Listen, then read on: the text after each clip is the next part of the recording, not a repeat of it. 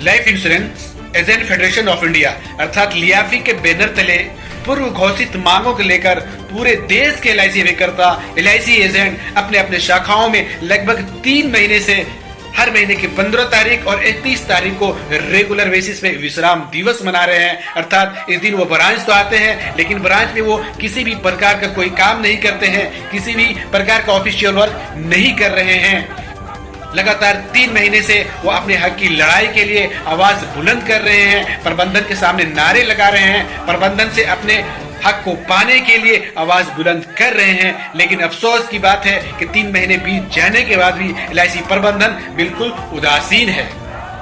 आज 31 अगस्त 2021 को धनबाद ब्रांच 1 के लियाफी अभिकर्ता जुझारू अभिकर्ता ने विश्राम दिवस पूर्ण रूप से मनाया। आज वो ब्रांच तो आए, लेकिन ब्रांच के मुख्य द्वार पे बैठ गए और अपने हक की लड़ाई के लिए आवाज बुलंद किए, नारे लगाए और प्रबंधन के खिलाफ जमकर नारेबाजी किए।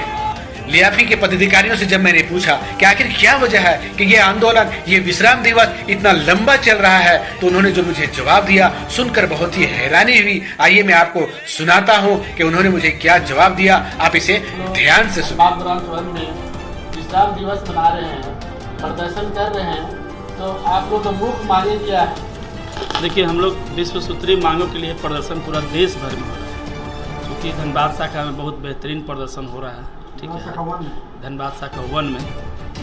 और विश्व सूत्री मांगों में पॉलिसी होल्डर से जुड़े हुए बहुत सारे मामले हैं, बहुत सारे अभिकर्ताओं से जुड़े हुए मामले हैं, लेकिन प्रबंधन हमेशा अभिकर्ताओं के साथ दोयम दर्जे का व्यवहार करता है। ये हमारा द्वितीय आंदोलन का शुरुआत है। प्रथम चरण हमारा हो चुका है। तृतीय चरण का जब आंदोलन होगा तो हम लोग देश के सभी क्षेत्रीय कार्यालय पे प्रदर्शन करेंगे। उसके बाद मुंबई केंद्रीय कार्यालय का घेराव करेंगे, जो 3 दिवसीय होगा। आप लोग जैसा कि मालूम है, तो मैंने न्यूज़ कवर किया है, बहुत लंबे समय से आंदोलन कर रहे हैं, विश्राम दिवस मना रहे हैं। क्या प्रबंधन अभी तक आप लोगों से किसी तरह से वार्ता किया या आप लोगों से संपर्क किया? प्रबंधन के लोग किसी तरह का वार्ता के लिए तैयार नहीं है। वो तरह तरह के हथकंडे अपनाकर अभिकर्ताओं को डराने धमकाने का प्रयास किया जा रहा है, जिसमें वो कभी सफल नहीं होंगे और हम लोग अपनी मुख्य मांगे लेकर रहेंगे इस बार।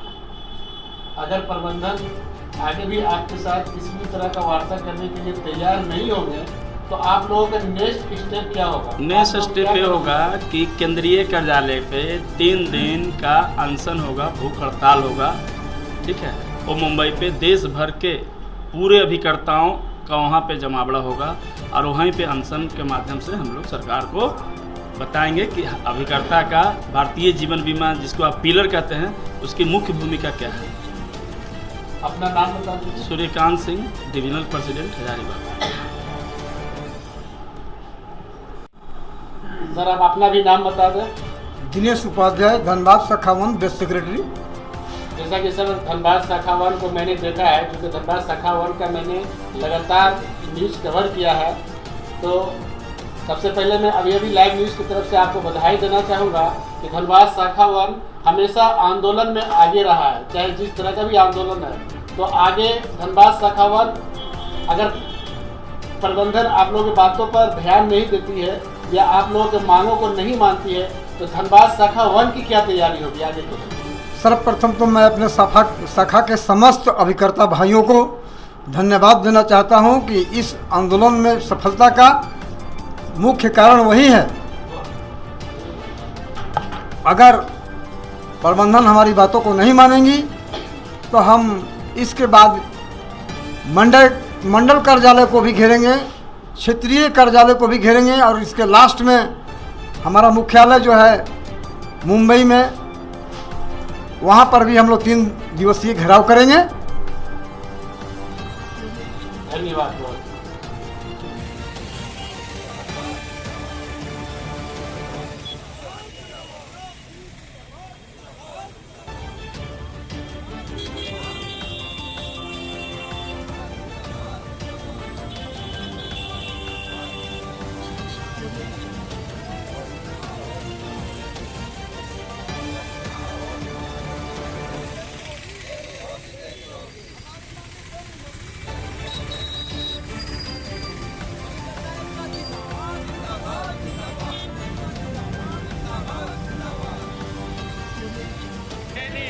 धनी